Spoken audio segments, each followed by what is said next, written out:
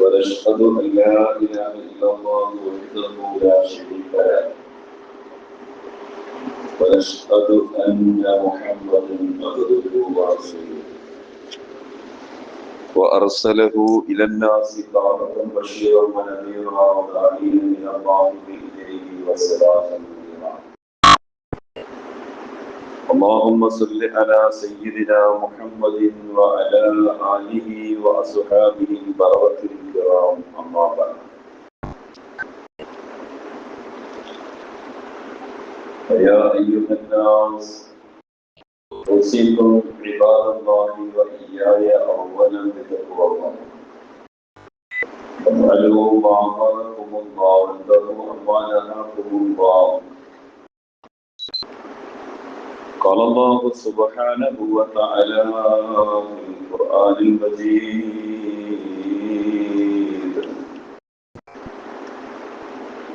أعوذ بالله السميع العليم من الشيطان الرجيم. بسم الله الرحمن الرحيم.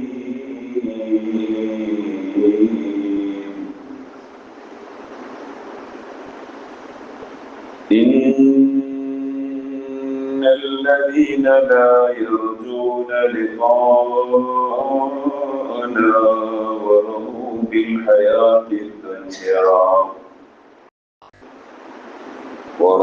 بالحياة الدنيا واطمأنوا بها والذين هم عن آياتنا غافلون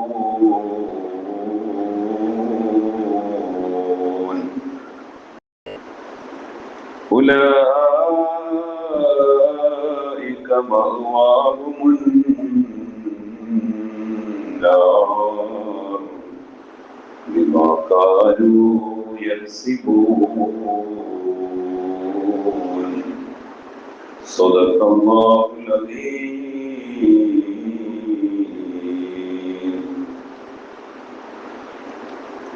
اللهم رب اشرح لي صدري ويسر لي أمري واحلل عقدة من لساني يفقهوا قولي. وما توفيقي إلا بالله عليه توكلت وإليه أنيب.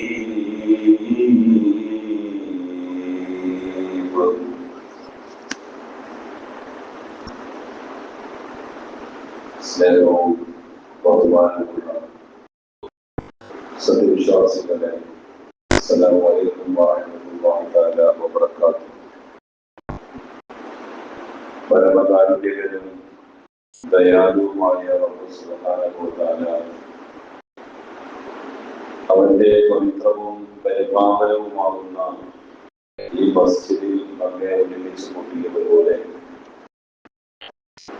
റബ്ബ് സുബ്ഹാനഹു വ തആല അവന്റെ ഇഷ്ടദാസന്മാർക്ക് വേണ്ടി തയ്യാർ ചെയ്തു വെച്ചിരിക്കുന്ന സ്വർഗീയ ആരാമങ്ങളിൽ അല്ലാഹു ഇപ്രകാരം നാം ഓരോരുത്തരെയും ഒരുമിച്ച് കൂട്ടി അനുഗ്രഹിക്കുമാറാകട്ടെ. നമ്മിൽ നിന്നും സംഭവിച്ചു പോയിട്ടുള്ള ചെറുതും വലുതുമായ സർവ്വ അപരാധങ്ങളെയും തെറ്റുകുറ്റങ്ങളെയും കാരുണ്യവാനായ റബ്ബ് അവന്റെ വിശാലമായ കരുണയുടെ പേരിൽ നാം ഏവർക്കും വിട്ടുപുറത്ത് മാപ്പ് നൽകുമാറാകട്ടെ. ശേഷിക്കുന്ന ജീവിതം അല്ലാഹുവിന്റെ തൃപ്തിയിലായി പൊരുത്തത്തിലായി ജീവിക്കുവാനും അവസാനം ഈ നശ്വരവും നൈവിഷ്യവുമാകുന്ന ഭൗതിക ജീവിതത്തോട് വിട പറയുന്ന സന്ദർഭം പരിശുദ്ധ കലിമ ചൊല്ലി പൂർണ്ണ മുഅ്മിനായി സ്വർഗീയ അവകാശികളിൽ ഉൾപ്പെട്ട് മരണപ്പെടുവാനുള്ള ഭാഗ്യം അല്ലാഹു നാം ഏവർക്കും പ്രദാനം ചെയ്യുമാറാകട്ടെ. ഈമാനില്ലാതെയുള്ള മരണങ്ങളിൽ നിന്ന് പടച്ച തമ്പുരാൻ നാം ഏവരെയും കാത്തു രക്ഷിക്കുമാറാകട്ടെ. നാം ഉൾപ്പെടെ ലോകത്തിന്റെ നാനാഭാഗങ്ങളിൽ ഒരുപാട് പ്രയാസങ്ങളിലായി, ബുദ്ധിമുട്ടുകളിലായി, വിഷമതകളിലായി, രോഗം കൊണ്ടും മുസീബത്ത് കൊണ്ടും പരീക്ഷണങ്ങൾ കൊണ്ടുമൊക്കെ പ്രയാസങ്ങൾ, പ്രതിസന്ധികൾ അനുഭവിക്കുന്ന നമ്മുടെ സഹോദരന്മാർ, സഹോദരിമാർ, വിശിഷ്യ വയനാട് ദുരന്തത്തിൽ അകപ്പെട്ട് മരണപ്പെട്ടു പോയ സഹോദരിമാർ, സഹോദരങ്ങൾ, അള്ളാഹുവർക്ക് രക്തസാക്ഷികളുടെ പ്രതിഫലം നൽകി അനുഗ്രഹിക്കുമാറാകട്ടെ. ഒരുപാട് പ്രയാസങ്ങളിൽ കഴിയുന്ന ദുരിത ബാധിത പ്രദേശങ്ങളിലായി, ക്യാമ്പുകളിലായി കഴിയുന്ന എല്ലാവർക്കും അള്ളാഹു സലാമത്തും ആശ്വാസവും നിർഭയത്വവും സംരക്ഷണവും അള്ളാഹു പ്രദാനം ചെയ്യുമാറാകട്ടെ. ദുആ കൊണ്ട് വസിയത്ത് ചെയ്തവർ, ഹോസ്പിറ്റലുകളിലായി വീടുകളിലൊക്കെ കഴിയുന്നവർ, അള്ളാഹു അവർക്കൊക്കെ പൂർണ്ണമായ ശാന്തിയും ശമനവും രോഗശമനവും പ്രദാനം ചെയ്യുമാറാകട്ടെ. നമ്മിൽ നിന്നും മരണപ്പെട്ട് ഖബറുകളിൽ അന്ത്യവിശ്രമം കൊള്ളുന്ന എല്ലാ മുഅ്മിനീങ്ങൾക്കും മുഅ്മിനാത്തുകൾക്കും അല്ലാഹു മഗ്ഫിറത്തും റഹ്മത്തും പ്രദാനം ചെയ്യുമാറാകട്ടെ. അവരെയും നാം ഏവരെയും അല്ലാഹുവിന്റെ ജന്നാത്തുൽ ഫിർദൗസിൽ ഒരുമിച്ച് കൂട്ടി അനുഗ്രഹിക്കുമാറാകട്ടെ. സഹോദരങ്ങളെ, ബഹുമാനികളെ, കഴിവിന്റെ പരമാവധി അല്ലാഹുവിന്റെ നിയമനിർദ്ദേശങ്ങൾ അനുസരിച്ച് ജീവിക്കുവാൻ വേണ്ടി പരിശ്രമിക്കണമേ എന്ന് ആദ്യമായി ഉണർത്തുകയാണ്, ഉദ്ബോധിപ്പിക്കുകയാണ്. നമുക്കറിയാം, കഴിഞ്ഞ നാളുകളിലായി അല്ലാഹുവിന്റെ തീക്ഷ്ണമായ പരീക്ഷണം ഏറ്റുവാങ്ങിയ ഒരു നാടും നഗരവും ഒരു പ്രദേശവും അതിലെ പാവങ്ങളായ മനുഷ്യരും. ഇന്ന് നമ്മെ പോലെ പ്രതീക്ഷകളും പ്രത്യാശകളും ഒക്കെ ഉണ്ടായിരുന്ന ആ മനുഷ്യർ അല്ലാഹുവിന്റെ ഒരു ചെറിയ പരീക്ഷണം വന്നപ്പോൾ ഒരു രാത്രി ഇരുട്ടി വെളുക്കുന്നതിന് മുമ്പ് അവരുടെ എല്ലാ പ്രതീക്ഷകളെയും തകിടം മറിച്ചുകൊണ്ട് അന്ത്യയാമങ്ങളിൽ ആ ഉറക്ക സമയത്ത് മണിക്കൂറുകൾ കൊണ്ട് മലകളും മാമലകളും വൃക്ഷലതാദികളും ജന്തുജീവജാലങ്ങളും ഉൾപ്പെടെയുള്ള എല്ലാ സംവിധാനങ്ങളെയും അല്ലാഹു സുബ്ഹാനഹു വ തആല ഒരു പരീക്ഷണത്തിലൂടെ എല്ലാം നശിപ്പിച്ചു കളയുന്ന ഒരു ദുരന്ത, ഒരു ഉരുൾപൊട്ടൽ പോലെയുള്ള ഒരു പ്രകൃതിക്ഷോഭം കൊണ്ട് പരീക്ഷിക്കപ്പെടുകയാണ്. ഇവിടെയാണ് നാം മനസ്സിലാക്കേണ്ടത്,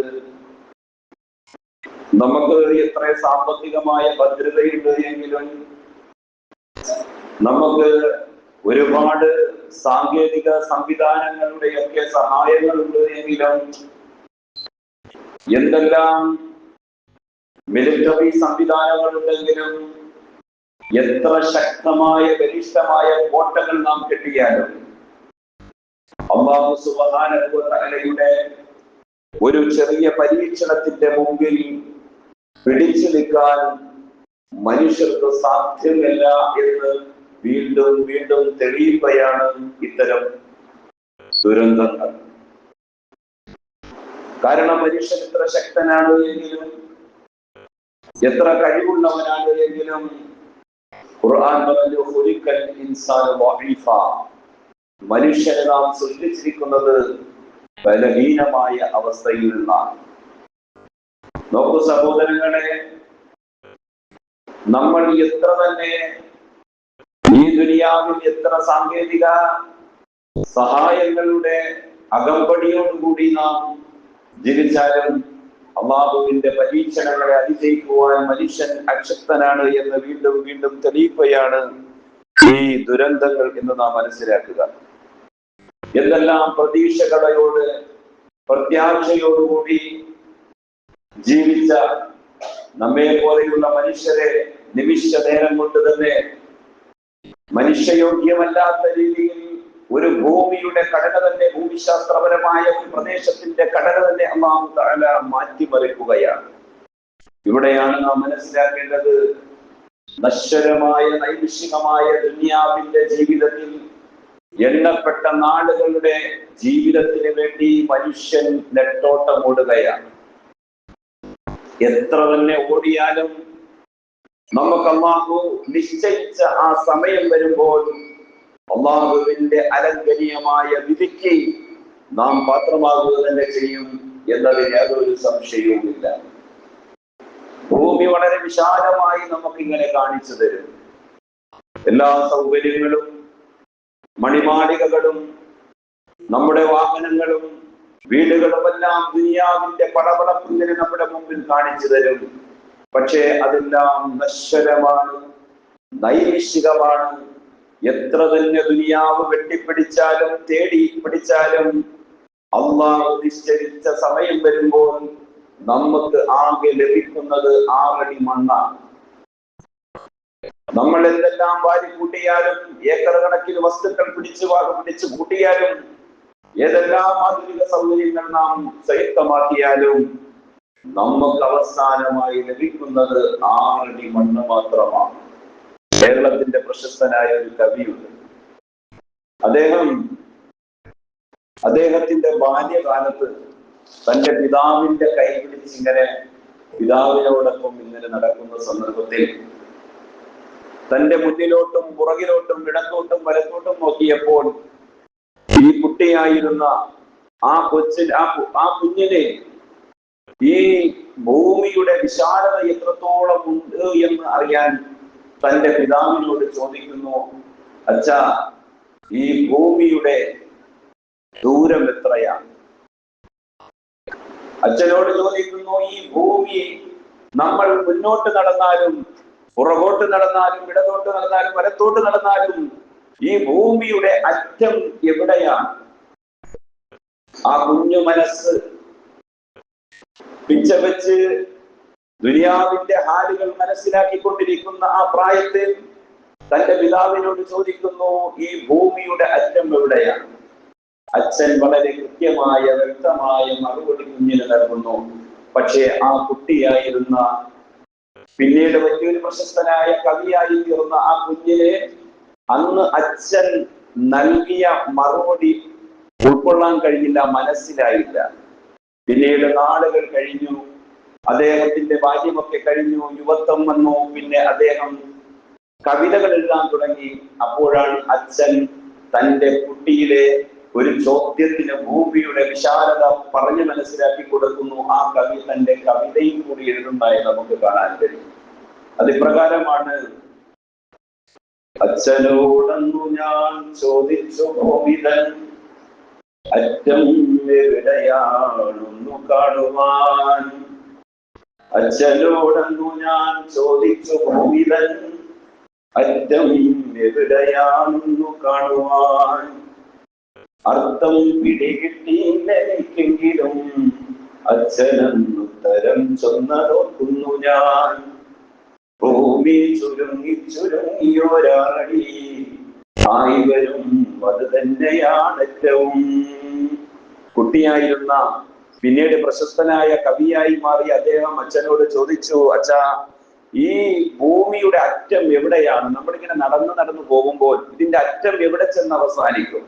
അറിയാനുള്ള വല്ലാത്ത ആകാംക്ഷയും ആഗ്രഹത്തോടു കൂടി കുട്ടികൾ അങ്ങനെയാണല്ലോ.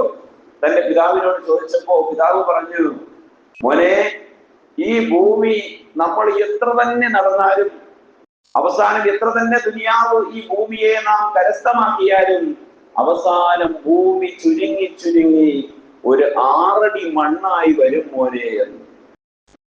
ദുനിയാവ് നമ്മൾ എത്രയെല്ലാം വാരി കൂട്ടിയാലും എത്ര ഏക്കറുകൾ നമ്മൾ വാങ്ങി ശേഖരിച്ചാലും അവസാനം എല്ലാ മനുഷ്യർക്കും ലഭിക്കുന്നത് 6 അടി മണ്ണാണ്. അല്ലെ? കഴിഞ്ഞ പ്രളയത്തിൽ നമ്മൾ കണ്ടല്ലോ, ജീവിതത്തിൽ എല്ലാം നഷ്ടപ്പെട്ടു. തന്റെ ഭാര്യ, മക്കള്, മാതാപിതാക്കൾ, കുടുംബം, താൻ പ്രവാസ ജീവിതത്തിൽ നിന്നുണ്ടാക്കിയ സർവ്വതും എല്ലാം നഷ്ടപ്പെട്ടു. വെറും ശൂന്യതയിൽ നിന്നുകൊണ്ട് വിലപിക്കുന്ന ജീവിച്ചിരിക്കുന്ന മനുഷ്യർ, അവരുടെ ദുഃഖഭാരങ്ങൾ, അവരുടെ വിഷമങ്ങളൊക്കെ നാം ദൃശ്യമാധ്യമങ്ങളിൽ കണ്ടതാണ്. സഹോദരങ്ങളെ, ഇവിടെയാണ് നാം മനസ്സിലാക്കേണ്ടത്, ദുനിയാവിന്റെ നശ്വരമായ ആ വളവളപ്പിൽ നാം വഞ്ചിതരായി പോകരുത്, നമ്മുടെ ലക്ഷ്യം മറന്നു പോകരുത്. അല്ലാഹു സുബ്ഹാനഹു വ തആല നമുക്ക് നിർണയിച്ചിരിക്കുന്ന ആയുസ്സുണ്ട്. അല്ലാഹുവിന്റെ പരിശുദ്ധ റസൂൽ സല്ലല്ലാഹു അലൈഹി വസല്ലം തങ്ങൾ പറഞ്ഞു, അഅ്മാർ ഉമ്മത്തി മാ ബൈന 60 വ 70. എന്റെ ഉമ്മത്തിന്റെ പ്രായം 60-ന്റെയും 70-ന്റെയും ഇടയിലെന്നാണ്. ഈ ഇരിക്കുന്നതിൽ ഭൂരിഭാഗവും 50-ഉം 60-ഉം 70-ഉം വയസ്സൊക്കെ പിന്നിട്ടവരാണ്. ഇവിടെ നാം മനസ്സിലാക്കണം, അല്ലാഹുവിന്റെ പരിശുദ്ധ റസൂൽ സല്ലല്ലാഹു അലൈഹി വസല്ലം തങ്ങളുടെ ഈ ഹദീസ് പ്രവാചകൻ നമ്മുടെ ഈ സമൂഹത്തിന്റെ പ്രായം വരെ അവിടെ നിന്ന് നിർണയിച്ചു പറഞ്ഞു വെച്ചിട്ടാണ് ലോകത്ത് നിന്ന് പോയത്. അല്ലെ? പ്രവാചകൻ സല്ലല്ലാഹു അലൈഹി വസല്ലം തങ്ങൾ 63-ാമത്തെ വയസ്സിൽ വഫാത്തായി. അതുപോലെ തുടർന്ന് വന്ന ഖലീഫമാർ അബൂബക്കർ സിദ്ദീഖ് റളിയല്ലാഹു അൻഹു, ഉസ്മാൻ റളിയല്ലാഹു അൻഹു, ഉമർ റളിയല്ലാഹു അൻഹു, അലി റളിയല്ലാഹു അൻഹു ഒക്കെ എല്ലാ സ്വഹാബാക്കളുടെ ചരിത്രങ്ങൾ, അവരുടെ ഡേറ്റ്, അവരുടെ മരണം, അവരുടെ ആ ഡെത്ത് നമ്മൾ നോക്കുമ്പോൾ നമുക്ക് മനസ്സിലാക്കാൻ കഴിയുന്നത് പരമാവധി എല്ലാവരും 60, 63, 70 വയസ്സിലാണ്. നമുക്കറിയാലോ പത്രം, ആ പത്രത്തിൽ നമ്മൾ ചരമകോണം എന്ന് പറഞ്ഞൊരു പേജ് ഉണ്ടല്ലോ.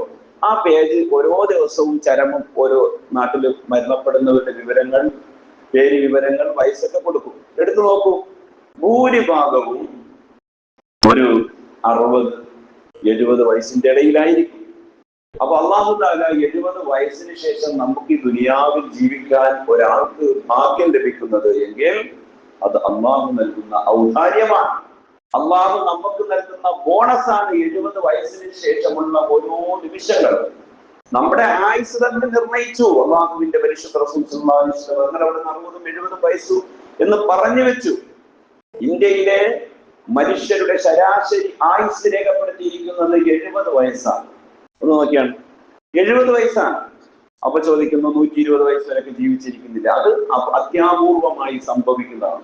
പിന്നെ ഓരോ നാട്ടിന്റെയും ഓരോ രാജ്യത്തിന്റെയും അവിടുത്തെ ഭൂമിശാസ്ത്രപരമായി, അവിടുത്തെ ഓരോ രാജ്യത്തിന്റെ ആ ഒരു ഭൂമിശാസ്ത്രപരമായ ഒക്കെ അവിടെയുള്ള മനുഷ്യർക്ക് ചിലപ്പോ 90, 100, 120 ഒക്കെ പോയേക്കാം. എങ്കിലും ഇന്ത്യൻ ജനതയുടെ ശരാശരി ആയുസ് 70 വയസ്സാണ്. നിങ്ങൾ നോക്കൂ, 70 വയസ്സ് വരെ ജീവിച്ചിരിക്കുന്ന മനുഷ്യൻ ലഭിക്കുന്ന ദിവസങ്ങൾ എത്രയായിരിക്കും? നമ്മളൊന്ന് കൂട്ടി നോക്കി. 365 ഗുണം 70. ഒരു മനുഷ്യൻ ലഭിക്കുന്ന ദിവസം എത്രയെന്നറിയോ? 25,550 ദിവസത്തെ ജീവിതമാണ് നമുക്ക് ഈ ദുനിയാവിൽ ജീവിക്കാൻ കിട്ടുന്ന ദിവസങ്ങൾ. 365 ഒരു വർഷത്തിൽ 365 ദിവസമുണ്ട്. അതിനെ കുറിക്കണം ഇൻറ്റു 70. 25,550 ദിവസത്തെ ജീവിതമാണ് 70 വയസ്സ് ജീവിക്കുന്ന ഒരു മനുഷ്യന് പരമാവധി ലഭിക്കുന്ന ദിവസങ്ങൾ. അപ്പൊ നമ്മുടെ ദിവസങ്ങൾ എത്ര? 50 ആയവർ, 60 ആയവർ ഒക്കെ നമുക്ക് കൂട്ടി നോക്കിയെങ്കിൽ നമുക്ക് ഏറിയാൽ 10 20 വർഷം, ഒരു 10 വർഷം ജീവിക്കണമെങ്കിൽ നമുക്ക് കിട്ടുന്ന ദിവസം എത്രയാണ്? 3650 ദിവസമാണ്. 10 വർഷം ഒരാൾ ജീവിക്കുമ്പോൾ അവൻ ജീവിച്ച് തീർക്കുന്ന ദിവസങ്ങൾ 3650 ദിവസമാണ്. അപ്പൊ ഇനി നമുക്ക് ഒരു 10 വർഷം കൂടെ ഉണ്ടെങ്കിൽ നമുക്ക് ലഭിക്കുന്ന തുച്ഛമായ ദിവസങ്ങൾ മാത്രമാണ്. മഹാന്മാര് അവരുടെ 70 വർഷം അവർക്ക് ലഭിക്കുന്ന ഓരോ ദിവസങ്ങൾ ഇങ്ങനെ കലണ്ടറുകളിൽ, ഡയറികളിൽ എഴുതി വെക്കുമായിരുന്നു. 70 വർഷത്തെ ആയുസ്, അവരുടെ ദിവസങ്ങൾ 25,550 ദിവസം ഇങ്ങനെ ഡേറ്റ് എഴുതി വെച്ചിട്ട് ഓരോ ദിവസങ്ങൾ കഴിയുമ്പോൾ അവർ അൽഹംദുലില്ലാഹ് എന്ന് രേഖപ്പെടുത്തുമായിരുന്നു. മഹാന്മാരുടെ ചരിത്രങ്ങൾ അവർ രേഖപ്പെടുത്തിയിരിക്കുന്ന ഓരോ എഴുത്തുകൾ നമ്മളെ അത്ഭുതപ്പെടുത്തുകയാണ്. മഹാനായ ഹുജ്ജത്തുൽ ഇസ്ലാം അബൂ ഒസാലി ഇമാമിന്റെ അദ്ദേഹത്തിന്റെ ഇഹ്യാ ഉലൂമുദ്ദീൻ എന്ന് പറയുന്ന ഒരു മഹത്തായ ഒരു ഗ്രന്ഥമുണ്ട്. ഇഹ്യാ ഉലൂമുദ്ദീൻ വളരെയധികം തത്വശാസ്ത്രപരമായ കാര്യങ്ങൾ ഖുർആനിനെ വ്യാഖ്യാനിക്കുകയും ഹദീസിനെ വ്യാഖ്യാനിക്കുകയും ചെയ്യുന്ന ഒരു ആധ്യാത്മികമായ ഗ്രന്ഥമാണ് ഇഹ്യാ ഉലൂമുദ്ദീൻ എന്ന മഹത്തായ ഗ്രന്ഥം. അതിന് ഇമാം ഗസാലി റഹ്മത്തുള്ളാഹി അലൈഹി ചില ഹദീസുകളെ, അല്ലാഹുവിന്റെ പരിശുദ്ധ റസൂൽ സ്വല്ലല്ലാഹു അലൈഹി വസല്ലം തങ്ങളുടെ ചില പ്രവർത്തനങ്ങളെ, അതുപോലെ ഖുർആന്റെ ആശയങ്ങളെ ഒക്കെ തത്വശാസ്ത്രപരമായി അദ്ദേഹം അതിന് വിവരണം നൽകുന്നതായി നമുക്ക് കാണാൻ കഴിയും. നമ്മുടെ കുട്ടികൾ, ഒരു സ്ത്രീ പ്രസവിക്കുമ്പോൾ നവജാത ശിശുവായി പുറത്തേക്ക് വരുന്ന ഒരു കുട്ടിയുടെ വലത് ചെവിയിൽ ബാങ്ക് കൊടുക്കാറുണ്ട്, ഇടത് ചെവിയിൽ ഇഖാമത്തും കൊടുക്കാറുണ്ട്. നമ്മളെയൊക്കെ പ്രസവിച്ചപ്പോൾ അങ്ങനെ ചെയ്തിരുന്നു എന്നുള്ളതാണ്. കാരണം അത് അല്ലാഹുവിന്റെ പരിശുദ്ധ റസൂൽ സ്വല്ലല്ലാഹു അലൈഹി വസല്ലം തങ്ങളുടെ ഒരു ചര്യയായിരുന്നു, അവിടെ നിന്ന് കൽപ്പിച്ച ഒരു സുന്നത്തായിരുന്നു.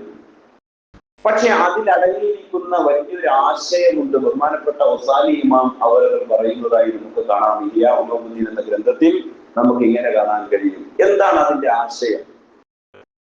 അദ്ദേഹം പറയുന്നു, അദാനുൽ മർഇ ഹീനത്തിഫിലു യഅതി വതഗ്ഫീറു സ്വലാത്തി അൽ മവാതി دليل أن محياه يسير كما بين الأذان إلى الصلاة. ഒരു സ്ത്രീ പ്രസവിക്കുമ്പോൾ നവജാത ശിശുവായി ഭൂമിയിലേക്ക് പിറന്നു വീഴുന്ന ഒരു കുട്ടിയുടെ ചെവിയിലേക്ക് ബാങ്ക് കൊടുക്കാറുണ്ട്. വലത് ചെവിയിൽ ബാങ്കും ഇടത് ചെവിയിൽ ഇഖാമത്തും കൊടുക്കാറുണ്ട്.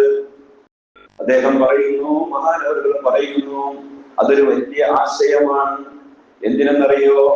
അദ്ദേഹം പറയുന്നു, ഈ ബാങ്കും ഇഖാമത്തും കൊടുത്തു കഴിഞ്ഞാൽ ഒരു നമസ്കാരമുണ്ട്, പക്ഷേ അവിടെ നാം നിസ്കരിക്കുന്നില്ല. ബാങ്കും ഇഖാമത്തും കൊടുത്താൽ എന്താണ്? പിന്നെ നിസ്കാരമാണ്.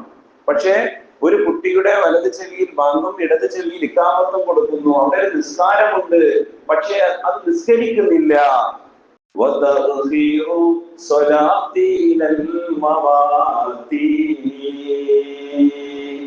അത് എപ്പോഴെന്നറിയാം നിസ്കരിക്കുന്നത്?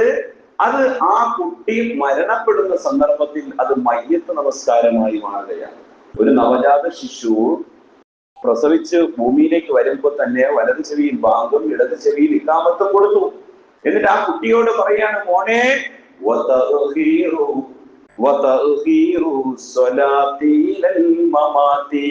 മോനെ, നിനക്ക് ബാങ്കും ഇഖാമത്തും ചെയ്യപ്പെട്ടു കഴിഞ്ഞു, കൊടുക്കപ്പെട്ടു കഴിഞ്ഞു, ഉടനെ തന്നെ നിനക്കൊരു മയ്യത്ത് നമസ്കാരമുണ്ട്.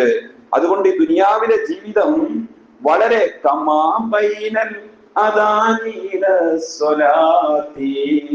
ഒരു ബാങ്കിന്റെയും ഇഖാമത്തിന്റെയും ഇടയിലുള്ള സമയം അത്രയാണ് ഈ ദുനിയാവിലെ ഒരു മനുഷ്യന്റെ ജീവിതം എന്ന് ബഹുമാനപ്പെട്ട ഗസാലി ഇമാം അവർ പറയുകയാണ്. കണ്ടോ, ഇത് ജീവിതം വളരെ ഹ്രസ്വമാണ്. ഈ ദുനിയാവിന്റെ ജീവിതം വളരെ ചുരുങ്ങിയതാണ് എന്നതിന് തെളിവായി അദ്ദേഹം പറയുന്നു, ഇത് തന്നെ മതി എന്ന്. ഉണ്ടോ, ഒരു കുട്ടിയുടെ വലത് ചെവിയിൽ വാങ്ങും ഇടത് ചെവിയിൽ ഇഖാമത്തും കൊടുത്തിട്ടും ആ കുട്ടിയെ ഓർമ്മപ്പെടുത്തുകയാണ്, ഉടനെ തന്നെ ഒരു മയ്യത്ത് നമസ്കാരം നിനക്ക് നിർവഹിക്കപ്പെടും. ആ മയ്യത്ത് നമസ്കാരം നിർവഹിക്കപ്പെടുന്നതിനിടയിലുള്ള ഒരു വളരെ കുറഞ്ഞ സമയം, അഥവാ ഒരു ബാങ്കും ഇഖാമത്തും കൊടുത്ത് അതിന്റെ ഇടയിൽ എത്ര സമയമുണ്ടോ അത്ര സമയമാണ് ഈ ദുനിയാവിൽ നിന്റെ ജീവിതം എന്ന് അറിയിക്കുകയാണ്. ബാങ്ക് കൊടുത്തു, പിന്നെ ഓർമ്മക്ക് എടുത്തു വരാൻ വേണ്ടി ഒരു 10-15 മിനിറ്റ് നമ്മൾ അനുവദിച്ചിട്ടുണ്ടല്ലേ. ഇത്രയേ ഉള്ളൊരു ജീവിതത്തിന്റെ സമയം, നമ്മുടെ ഈ ഭൗതിക ജീവിതത്തിന്റെ സമയം. വിശുദ്ധ ഖുർആൻ പറയുന്നു, ചില ആൾക്കാരുണ്ട്, അവര് അള്ളാഹുവിനെ മറന്നുപോയവരാണ്, അള്ളാഹുവിനെ കണ്ടുമുട്ടാൻ മറന്നുപോയവരാണ്. അവരെ കുറിച്ച് വിശുദ്ധ ഖുർആനിലെ സൂറത്ത് യൂനുസ് 10-ാമത്തെ അധ്യായം അതിലെ 7-8 വചനങ്ങൾ, ഓരോ ഖുത്ബയും ഓരോ വചനങ്ങൾ നാം പഠിക്കണം എന്നുള്ളതാണ്. അതിന്റെ ആശയങ്ങൾ, അതിന്റെ ആശയം തലങ്ങൾ, അതിന്റെ പശ്ചാത്തലങ്ങളൊക്കെ നാം പഠിക്കണം, മനസ്സിലാക്കണം സഹോദരങ്ങൾ. അതാണ് ജുമാ ഖുത്ബ കൊണ്ട് ഉദ്ദേശിക്കുന്നത്. കേവലം ഒരു കവല പ്രസംഗമല്ല. ഓരോ ജുമയിലും ഒരു ആയത്തെങ്കിലും നമുക്കത് ഓതി അത് മനസ്സിലാക്കണം, മുഅ്മിനീങ്ങൾക്ക് മുഅ്മിനാത്തുകൾക്ക്. അതാണ്. അപ്പൊ ഇന്നത്തെ ഖുത്ബയിലെ വിഷയം വിശുദ്ധ ഖുർആനിലെ 10-ാമത്തെ അധ്യായം സൂറത്ത് യൂനുസിലെ 7-8 വചനങ്ങളാണ്. അതിൽ അള്ളാഹുവിനെ കണ്ടുമുട്ടാൻ ആഗ്രഹിക്കാത്ത ചില മനുഷ്യരെ കുറിച്ച് അള്ളാഹു പറയുകയാണ്. എന്താണ് അള്ളാഹു പറയുന്നത്? ഇന്നല്ലദീന الذين لا يرجون لقاءنا ورضوا بالحياة الدنيا واطمأنوا بها والذين هم عن آياتنا غافلون. ഒരു കൂട്ടം മനുഷ്യരുണ്ട്, മനുഷ്യരിൽ ചില വിഭാഗമുണ്ട്, അവർ ഇങ്ങനെയുള്ളവരാണ്. ഇന്നല്ലദീന ലാ യർജൂന ലിഖാഅന, അല്ലാഹുവിനെ കണ്ടുമുട്ടാൻ ആഗ്രഹിക്കാത്തവരാണ്. ലാ യർജൂന, അവർ പ്രതീക്ഷിക്കുന്നില്ല, അവർ ആഗ്രഹിക്കുന്നില്ല. ലിഖാഅന, നമ്മെ കണ്ടുമുട്ടാൻ, നമ്മിലേക്ക് മടങ്ങി വരും എന്ന് അവർ ആഗ്രഹിക്കുന്നില്ല. നമ്മെ ഒന്ന് കാണാൻ വേണ്ടി അവർ ഇഷ്ടപ്പെടുന്നില്ല. അങ്ങനെയുള്ള മനുഷ്യർ അല്ലാഹു പറയുന്നു, വറദൂ ബിൽ ഹയാത്തിദ് ദുനിയ വത്മഅന്നു ബിഹാ, ഭൗതിക ജീവിതത്തിൽ അവർ തൃപ്തിയടഞ്ഞവരാണ്, ഭൗതിക ജീവിതത്തിൽ അവർ തൃപ്തിപ്പെട്ടവരാണ്, ഭൗതിക ജീവിതം കൊണ്ട് എല്ലാം അവർ തികഞ്ഞവരാണ്. അവർ അല്ലാഹുവിനെ കാണാൻ ആഗ്രഹിക്കുന്നില്ല. വല്ലദീന ഹും അൻ ആയാതിനാ ഗാഫിലൂൻ, അത്തരക്കാർ അല്ലാഹു പറയുന്നു നമ്മുടെ ദൃഷ്ടാന്തങ്ങളെ അവർ വിസ്മരിച്ചു കളയുന്നവരാണ്. ഗഫലത്തിലായി, അശ്രദ്ധമായി ദുനിയാവിന്റെ പളപളപ്പിൽ അവർ ജീവിക്കുന്നവരാണ്. അല്ലാഹുവിലേക്ക് മടങ്ങേണ്ടവരാണ്, അല്ലാഹുവിനെ കണ്ടുമുട്ടേണ്ടവരാണ് എന്നുള്ള ബോധമോ ഇല്ലാതെ വെറും ഭൗതിക ജീവിതത്തിന്റെ അതിപ്രസരതയിൽ ജീവിക്കുന്നവരാണ് എന്ന് ഖുർആൻ പറയുന്നു. ഉലൈക മഅവാഹുൻ നാർ ബിമാ കാനൂ യക്സിബൂൻ, അത്തരക്കാർക്ക് അല്ലാഹു കത്തിജ്വലിക്കുന്ന നരകത്തെ അല്ലാഹു സജ്ജമാക്കി വെച്ചിരിക്കുകയാണ്.